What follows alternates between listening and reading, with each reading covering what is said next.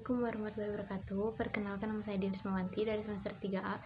Di sini saya akan mereview materi perkuliahan Hukum Administrasi Negara pada pertemuan kelima.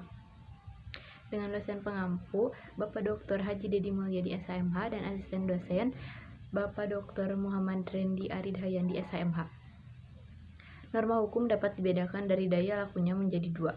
Di antaranya, norma hukum yang berlaku terus-menerus, dan yang kedua, norma hukum yang berlaku sekali-kali. Norma hukum juga dapat dibedakan menjadi 4, di antaranya 1. Norma hukum tunggal, 2. Norma hukum berpasangan, 3. Norma hukum primer, dan keempat, norma hukum sekunder. Peraturan perundang-undangan merupakan hukum in abstracto atau general norma. Sifatnya mengikat umum atau berlaku umum, dan tugasnya adalah mengatur hal-hal yang bersifat umum atau general.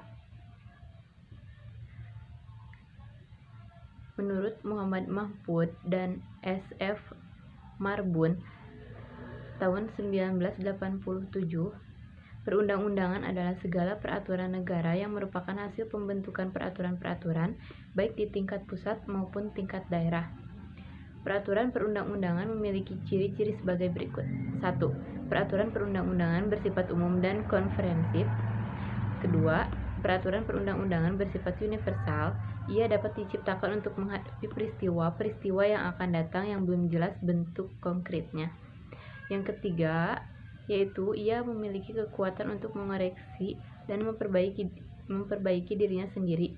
Pencantuman klausul yang memuat kemungkinan dilakukannya peninjauan kembali.